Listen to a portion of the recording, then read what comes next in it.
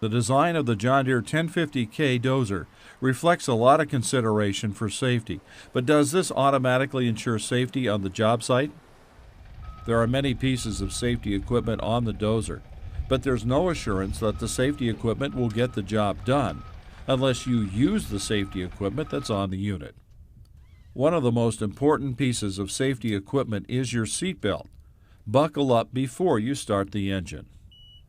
The rollover protective structure by itself does not assure your safety in the event of an overturn.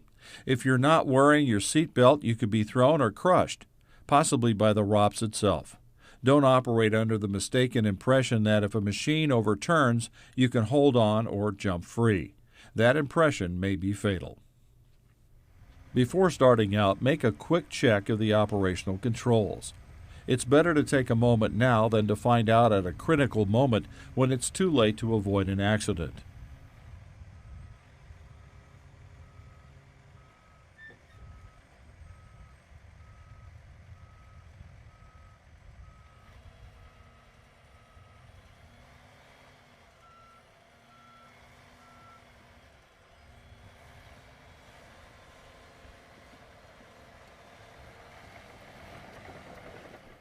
Before you begin work, be sure you or your supervisor call the utility services in the area to have the job site marked for underground lines or structures.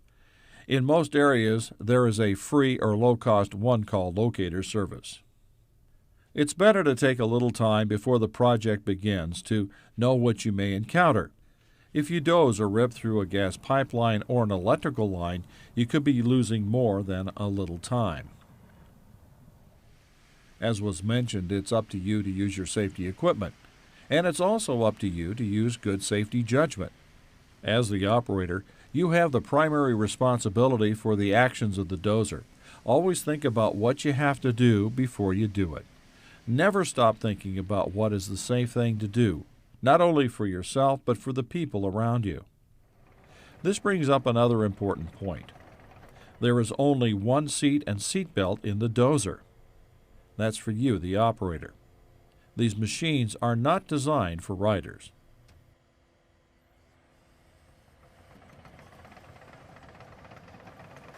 When working in close areas, reduce your speed. You never know what might pop out in front of you or in back of you. Even though the backup alarm is sounding, you still need to look behind you before and while backing up. Bystanders may ignore the alarm, especially in busy, noisy areas. You should also reduce your speed when in rough terrain to help you maintain control of the unit. Cross over obstructions at an angle. Ease up to the breakover point. Balance slowly on the obstruction and ease down to minimize the impact. On steep slopes, work diagonally, starting from the base of the slope, working upwards. Another point about working on slopes is that the hydrostatic transmission for each track provides for constant power, even when turning. The result is that steering on a slope is the same as steering on flatter ground. The dynamic braking characteristics of the hydrostatic transmission prevent freewheeling of the unit when working on slopes. When not dozing, always travel at slow speeds with the blade as low as possible. It's important to be careful when working close to a trench to avoid a possible cave-in and accidental machine overturn. Backfilling perpendicular or at a slight angle to the ditch is preferable. A feature of the hydrostatic transmission system on the 1050K is an advanced load sensing system called power management. As you encounter a blade load, the dozer will automatically slow its ground speed so the engine RPM remains constant. It doesn't matter what speed the unit is set on. The engine will not kill under load. As the blade load decreases, the speed will increase up to the setting you had previously set. When shutting down the unit, there are a few simple procedures that you should follow. The machine should be parked on a level surface. Move the F&R lever to neutral and engage the park lock lever. Lower the blade and attachments to the ground. Slow the engine to low idle for a couple of minutes to cool down the turbocharger before stopping the engine.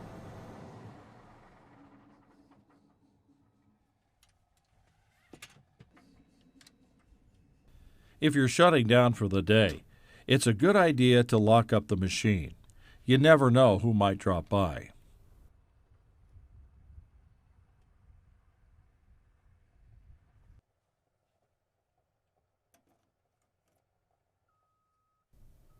Another vanel protection item is the battery disconnect switch located behind the right rear access door next to the batteries. If you plan to haul the unit, you should always use caution when loading it on or off a trailer. Experience shows that this is one of the most likely times for a tipping accident. Be sure the trailer is sitting on a firm, flat surface. The bed should be clean of debris. Use chalk blocks against the trailer wheels to help prevent the trailer from moving. You should always fasten your seat belt before loading or unloading in case of overturn.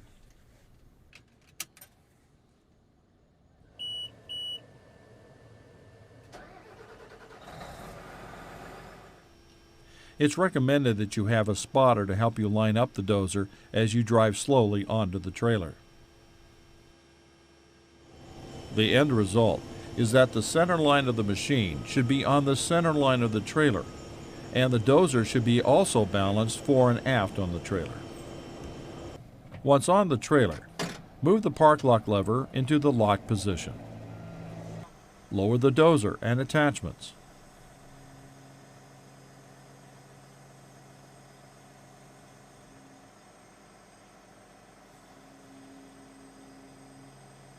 After cool down, shut off the engine.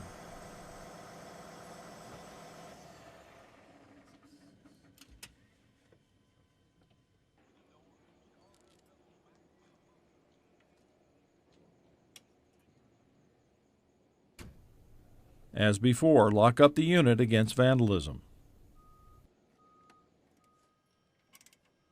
Fasten each corner of the machine to the trailer with a chain or cable with appropriate load binder.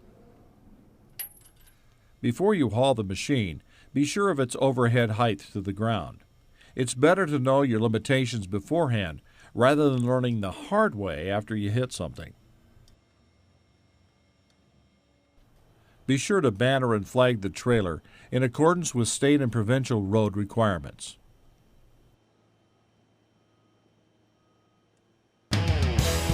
As we've seen, the John Deere 1050K dozer is equipped with many safety features and systems, but it's up to you, the operator, to use them. You have to think about every move you make before you make it. It doesn't matter how much experience you have. It only takes one mistake to make the difference in your life and in the lives of others. Statistics show that of all the accidents reported, over 90% of the operators hurt or killed were listed as experienced. Accidents don't always happen to the other guy. That other guy could be you.